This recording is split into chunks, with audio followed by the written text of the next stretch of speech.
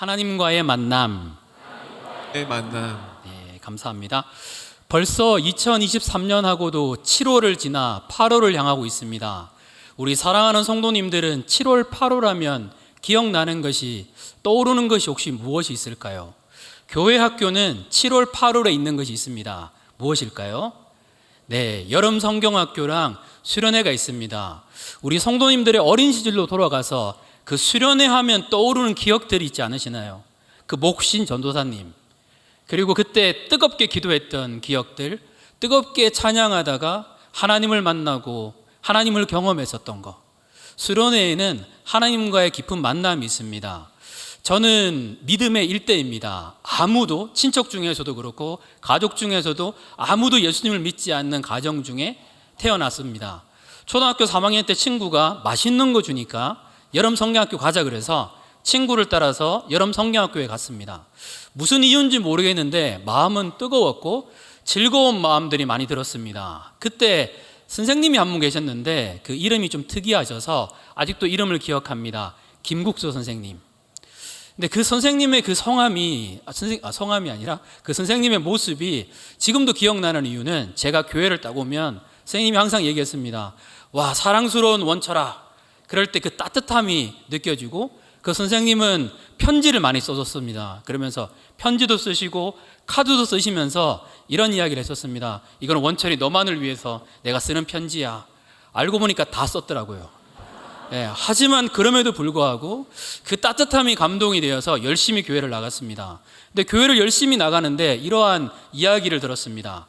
7월부터 12월까지 열심히 교회를 나가면 개근상을 준다. 한번 상 타봐야겠다 해서 정말 열심히 교회를 나갔습니다. 비가 오나 눈이 오나 나왔고, 어떤 날은 눈이 많이 와서 교회 학교에 2명 출석했는데 그 중에 1명이 저였습니다. 열심히 교회 나갔습니다. 그리고 이제 드디어 12월 말이 되어서 받을 상을 기대했습니다. 우와, 상이 기다리고 있다 기대했는데 부장 선생님이 앞에 나오셔서 이렇게 얘기하는 겁니다. 우리 앞으로 상에 대한 규정이 바뀌어서 1월부터 12월까지로 기준으로 한다. 기도하고 마치겠습니다. 너무 황당해서 실망감이 엄청 컸습니다. 바로 불교로 바꿨습니다. 그리고 열심히 지냈었습니다. 제게 기독교는 그런 것이었습니다. 종교 중에 하나였었고 선물을 준다 그러기 때문에 간 것이지 그렇게 큰 의미는 없었습니다. 그러다가 시간이 지나고 또다시 우연히 교회를 가게 되었고 그 교회에 수련회에 참여하게 되었습니다. 지금도 그때 전도사님이 했던 말씀은 하나도 기억이 나지 않습니다. 그런데 이유 없이, 이해할 수 없이 나도 모르게 울고 있게 되고 내가 죄인됨에 대해서 고백하게 되었습니다. 하나님을 알고 싶은 마음이 수련회를 끝나고 너무 깊게 다가왔습니다. 기독교 서점을 찾아갔습니다. 보니까 조그만 책이 하나 있더라고요. 지금은 아는 책이지만 사형리라는 책이었습니다. 이 책을 사서 수십 번을 반복해서 읽었습니다. 이 진리를 알고 싶었습니다. 그리고 확신을 내렸습니다. 분명히 하나님은 계시구나. 그분은 살아계신 하나님이구나. 그리고 예수님을 나의 주님, 나의 하나님으로 영접을 했습니다. 그 마음의 기쁨은 상상을 초월했습니다. 그때부터 큐티를 시작하고 예배에 나아가고 하나님을 찬양했습니다. 하나님을 만났던 그러한 기억들, 그 기억들이 이 말씀을 준비하면서 떠오릅니다. 우리 성도님들에게도 그러지 않으시나요? 하나님을 만났던 그러한 기억들. 청년들을 만나면 다양한 질문을 받게 됩니다. 하나님은 살아계신데 왜 세상은 이렇게 타락했는가? 하나님은 정말 존재하는 것이 맞는가? 하나님은 나의 기도에 응답하시는가? 내가 힘들 때에 하나님은 어디에 계시는가? 질문은 중요합니다. 하지만 질문을 해도 답이 보이지 않을 때가 있습니다. 그런데 하나님을 만난 청년들이 좀 다른 이야기를 하게 됩니다. 문제가 해결된 건 아닌데 하나님을 만나게 되니까 응답되었다고, 내 문제가 해결되었다라고 말하는 경우들이 종종 있습니다. 구약 성경에 보면 동일하게 욥이라는 사람이 등장합니다. 욥은 저희가 알다시피 말도 안 되는 고난과 힘든 여정을 걸었습니다. 이 고난의 크기는 이루 말할 수가 없습니다. 그런데 그러한 욥에게 하나님은 오셔서 뭐라고 말씀하셨는가 하면, 욥은 이렇기 때문에 고난을 당했다, 욥은 이렇기 때문에 네가 힘들었다, 이렇게 이야기를 하신 적이 없습니다. 38장부터 42장까지 하나님이 누구신지에 대해서 이야기합니다. 파도를 멈추는 분이 누구시냐? 태양을 만드신 분이 누구시냐? 하나님이 누구신지에 대한 이야기를 하는데, 하나님이 누구신지를 얘기를 듣고 하나님을 만난 욥은 이런 고백을 합니다. 욥기 42장 5절부터 6절 말씀입니다. 같이 읽겠습니다. 내가 주께 대하여 귀로 듣기만 하였사오나 이제는 눈으로 주를 배움나이다. 그러므로 내가 스스로 거둬들이고 티끌과 제 가운데에서 회개하나이다. 완전히 달라졌습니다. 귀로만 들었으나 이제는 눈으로 하나님을 보게 되었다라고 욥은 이야기하고 있습니다. 하나님과의 만남은 욥의 인생 전체를 변화시켰습니다. 우리도 마찬가지입니다. 하나님과의 만남은 우리의 인생 전체를 변화시킵니다. 우리 옆에 있는 분한테 한번 이야기할까요? 하나님의 만남은 우리의 인생 전체를 변화시킵니다. 예. 오늘 본문에는 그 하나님을 만나는 이야기가 기록되어 있습니다. 본문 이사야를 통해서 이 하나님을 만나는 것이 어떤 것인지 같이 한번 살펴봤으면 좋겠습니다. 첫째는 내 마음이 전심이 될 때 하나님을 만난다라는 겁니다. 이사야 6장 1절입니다. 같이 읽겠습니다. 우시야 왕이 죽던 해에 내가 본즉 주께서 높이 들린 보좌에 앉으셨는데 그의 옷자락은 성전에 가득하였고. 이사야는 우시야 왕이 죽던 해에 하나님을 만났습니다. 그러면 이 우시야 왕이 죽던 해라는 것은 굉장히 큰 의미가 있습니다. 이스라엘의 역사 가운데도 특별한 의미가 있습니다. 우리가 알다시피 이스라엘 백성들은 가나안 땅에서 정착하면서 살고 있었습니다. 사사시대를 지나서 다윗과 솔로몬 시대 때 이스라엘은 강대한 나라가 됩니다. 2개의 무역함과 2개의 무역로를 차지하게 되고 전쟁에서 지지가 않습니다. 보화가 넘쳤습니다. 가는 곳마다 금이 넘쳤고 음식이 넘쳤습니다. 평안함이 가득한 것이 이스라엘의 모습이었습니다. 그래서 학자들은 이것을 가지고 제1황금기라고 이야기합니다. 그러다가 르호보암 시대 때 죄로 타락한 이스라엘은 두 나라로 분리가 됩니다. 남유다, 북이스라엘. 두 나라로 나뉜 이스라엘은 전쟁에서 이기지를 못합니다. 2개의 무역함과 2개의 무역로를 다 빼앗깁니다. 평안함이 없습니다. 기껏 무엇을 모아놓으면 다른 나라들이 와서 침략해 갑니다. 웃음이 사라졌고 소망이 사라진 때가 언젠가 사라진 것이 우시야 왕 전의 모습이라는 겁니다.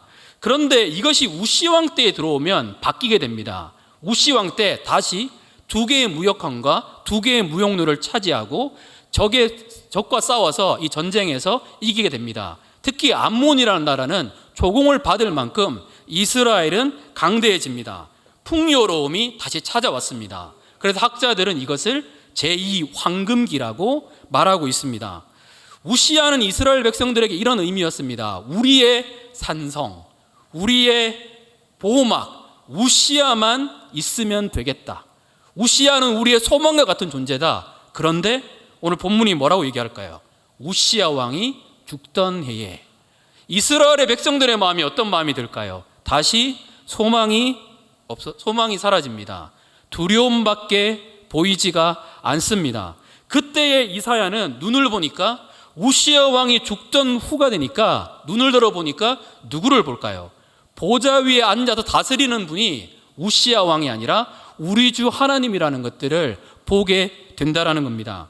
우시야 왕이 통치하는 줄 알았는데 우시야 왕이 통치하는 것이 아니라 보좌 위에 통치하시는 분은 우리 주 하나님, 하나님께서 통치하는 것을 보았습니다. 이사야는 이제 깨닫습니다.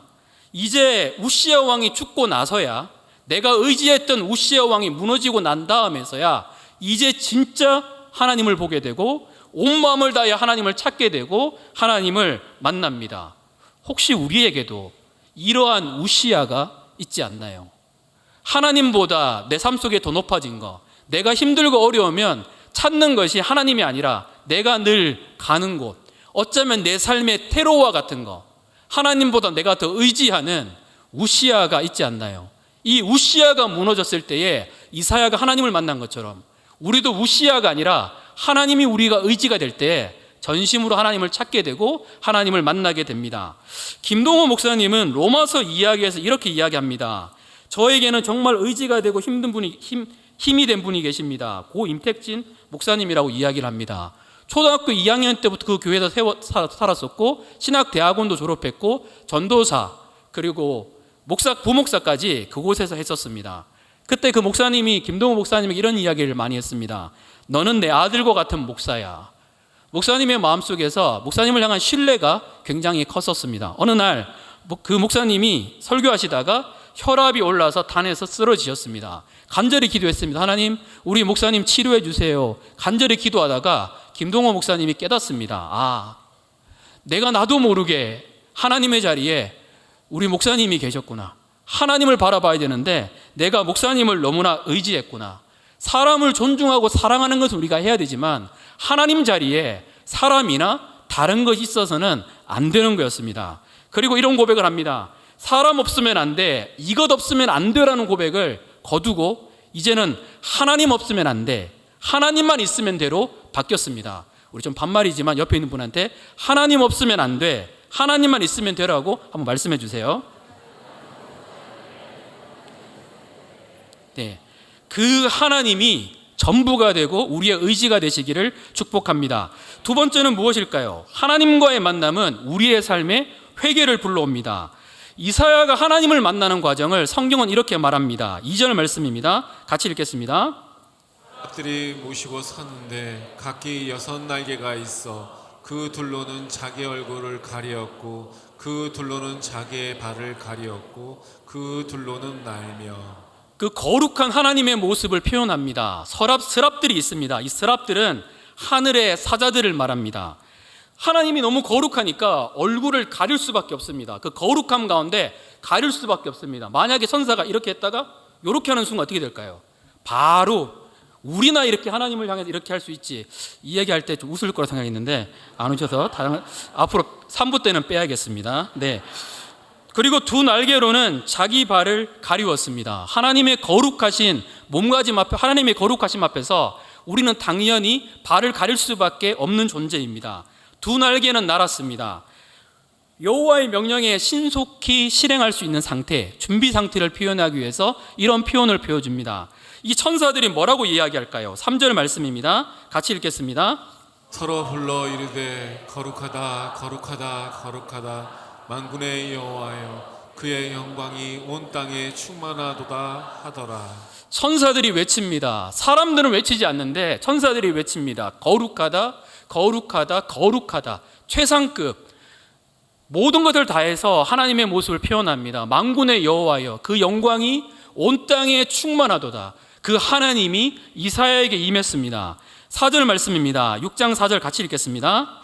이같이 화답하는 자의 소리로 말미암아 문지방의 터가 요동하며 성전의 연기가 충만한지라. 문지방의 터가 요동하며 성전의 연기가 충만하더라. 이것은 여호와께서 권능 있게 임하셨음을 표현하는 것입니다. 모세가 시내산에서 하나님을 만났을 때도 동일하게 이러한 모습으로 표현했습니다. 2절부터 4절까지 결국 말씀해 주는 것은 하나님이 이사야에게 찾아오셨다는 겁니다. 그 이사야는 그 하나님을 만나게 됩니다. 하나님과의 만남은 이사야의 인생을 통째로 바꾸었습니다. 우리의 삶도 마찬가지입니다. 탐마샬이라는 분이 하나님을 만났는데 하나님을 만났던 과정을 이렇게 표현합니다. 어느 날 하나님이 찾아오셨습니다. 이 감격과 기쁨은 상상을 초월했습니다. 누군가가 와서 나를 발로 차고 침을 뱉어도 사랑하는 마음은 조금도 바뀌지 않을 거라는 마음이 들었습니다. 하나님을 만나니까 그분의 사랑이 임하니까 세상이 줄 수 없는 기쁨과 평안함이 넘쳤고 누군가가 나를 욕하더라도 이 사랑에서 조금도 변하지 않을 것이라고 말했던 것이 이 목사님의 간증입니다. 사람마다 하나님을 만나는 과정은 다릅니다. 누군가의 이야기를 통해 하나님을 만나는 사람도 있고 수련회를 통해서 예배에 드렸던 말씀 한마디를 통해서 찬양을 통해서 기도를 통해서 다양하게 하나님을 만납니다. 하지만 하나님을 만난 사람은 누구나 다 마찬가지로 동일한 지점에 이르게 됩니다. 그 지점이 무엇일까요? 회개입니다. 이사야도 동일합니다. 5절 말씀입니다. 같이 읽겠습니다. 그때 내가 말하되 화로다 나여 망하게 되었도다. 나는 입술이 부정한 사람이요 나는 입술이 부정한 백성 중에 거주하면서 만군의 여호와의 신 왕을 배웠음이라다 하였더라. 아멘. 거룩하신 하나님의 임재를 경험하니까 이사야가 고백합니다. 화로다 나여 망하게 되었도다. 이사야는 선지자입니다. 죄악으로 타락한 삶을 살았을까요? 아닙니다. 하나님의 거룩한 임재 가운데 들어가니까 하나님의 임재를 만난 사람들은 이러한 회개의 고백이 나올 수밖에 없습니다. 베드로도 마찬가지입니다. 주여 나를 떠나소서 내가 죄인입니다. 그 거룩하신 하나님 앞에 부딪히면 이런 고백이 나옵니다. 죄인이라서, 죄가 많아서 그렇게 고백하는 것이 아닙니다. 나는 내 힘으로 살았구나. 창조주 앞에서 피조물이 서 있으니까 그 앞에서, 그 거룩함 앞에서, 그 위대함 앞에서 내 있는 모습 그대로를 고백할 수밖에 없습니다. 하나님, 나는 죄인입니다. 나를 떠나소서. 죄가 점점 미워집니다. 그래서 회개에 대해서 조셉 얼란이라는 사람은 이렇게 말합니다. 그는, 회개한 사람은 죄를 마치 옆구리를 찌르는 가시나 눈 속에 든 바늘처럼 여긴다. 그는 그것들로 탄식하며 괴로워하되 형식적으로가 아닌 진정으로 오라 나는 공고한 사람이더라고 울부짖게 된다. 우리도 동일합니다. 하나님을 만나면 나는 죄인입니다. 이 고백이 나올 수밖에 없습니다. 내 자신의 비참함, 내 자신의 초라함을 주님 앞에서 발견합니다. 이사야도 동일합니다. 그렇게 고백합니다. 주님 앞에. 그럴 때 하나님은 어떻게 하셨을까요? 넌 죄인이니까 나는 너를 받아줄 수 없어.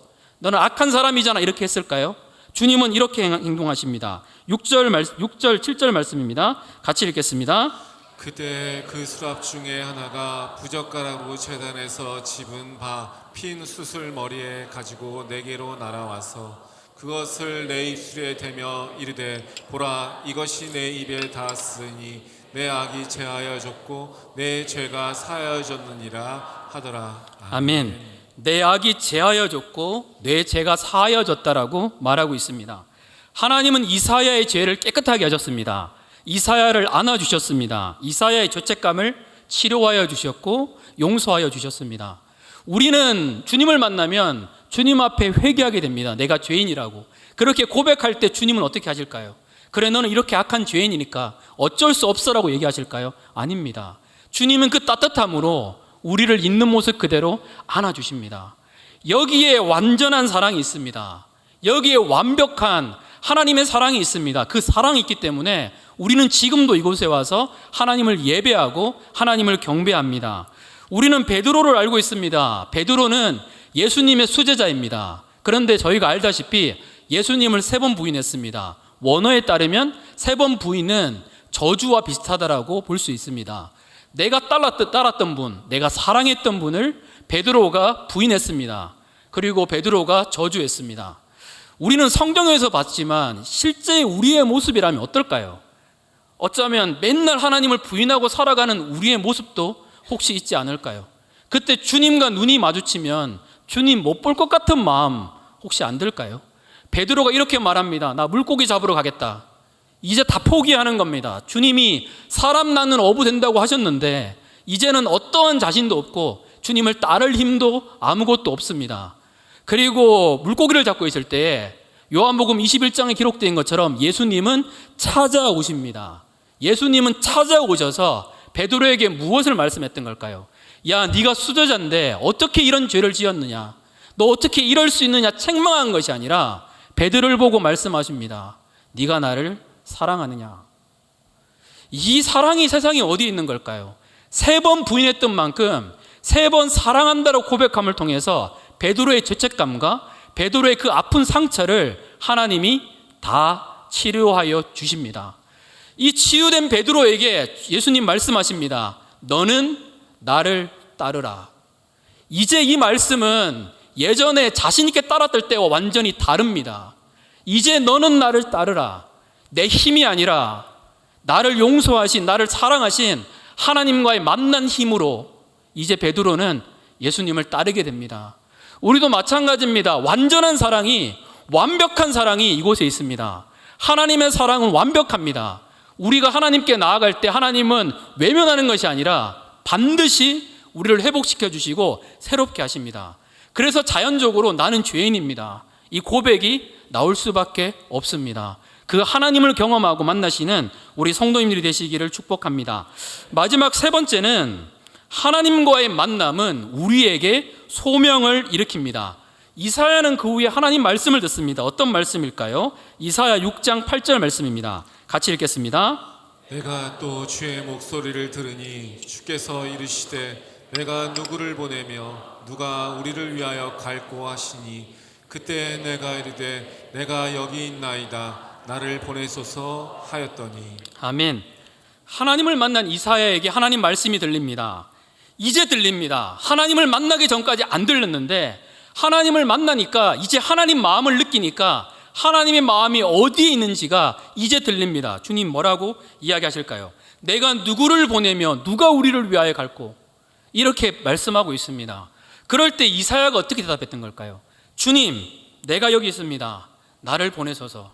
하나님을 만난 이사야는 이제 하나님의 마음을 아는 어른이 되었습니다. 이제 하나님과 함께하고 싶은 사람이 되었습니다. 이 길이 힘든 길입니다. 하지만 그럼에도 불구하고 이사야는 담대하게 주님과 함께 가겠다라고 이야기합니다. 만약에 이사야가 하나님을 만나지 않았다, 회개하지 않았다 그러면 어떻게 대답했을까요? 내가 누구를 보내며 누가 우리를 위하여 갈고 했을 때 뭐라고 대답했던 걸까요? 주님, 내가 여기 있습니다. 쟤를 보내소서. 이렇게 하지 않았을까요? 근데 주님을 만났던 은혜가 너무 컸으니까 나를 보내소서라고 이사야는 고백하고 있습니다. 이사야는 앞으로 유다의 완악한 자들에게 여호와의 경고와 심판의 메시지를 전해야 합니다. 하지만 그 길에 대해서 기꺼이 주님의 말씀에 순종하면서 끝까지 이 소명을 이루는 길을 걷습니다. 그리고 실제로 끝까지 이 길을 걷고 그 길 가운데 있는 주님을 만납니다. 우리는 예수님을 주님이라고 부릅니다. 우리 어떻게 구원받았던 걸까요? 어떤 분이 이렇게 얘기합니다. 예수님 믿어서. 맞습니다. 그런데 예수님의 무엇을 믿어서 구원받은 걸까요? 예수님의 존재요? 아닙니다. 창세기부터 요한계시록까지 성경은 동일한 메시지를 전합니다. 우리가 구원받은 것은 예수님이 나의 주님이 되심으로 말미암아, 나의 구세주가 됨으로 말미암아, 우리는 이걸 믿음으로 말미암아 구원을 받습니다. 우리의 삶 가운데 예수님은 주인이십니까? 주인이 바뀔 때에 우리는 진짜 복음이 무엇인지, 진짜 하나님과의 만남이 무엇인지 알게 됩니다. 주인이 바뀌었다는 걸 어떻게 알까요?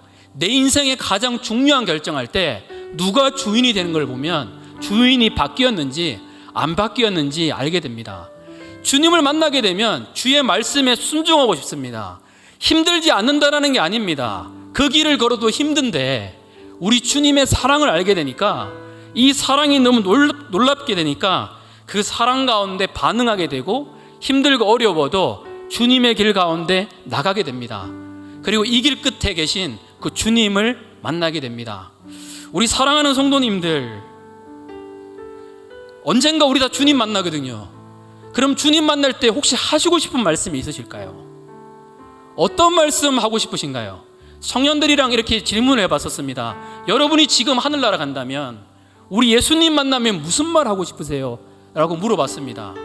청년들이 다양하게 대답했습니다. 저는 이렇게 대답했습니다. 하나님 보고 싶었어요. 하나님께 더 영광 드리고 싶었는데 그렇게 살지 못해서 죄송해요. 이것이 떠오르는 거예요. 그러다가 다시 이 말씀을 준비하면서 고민해봤습니다. 나는 지금 하나님을 만나면 무슨 이야기를 할까? 울 것 같아요. 말을 못할 것 같아요. 그냥 주님의 품에 안길 것 같아요. 우리 성도님들은 어떠실까요? 성도님들을 위하여 생명을 주시고 사랑하시고 완벽한 사랑을 보여주신 우리 하나님이 이곳에 계십니다.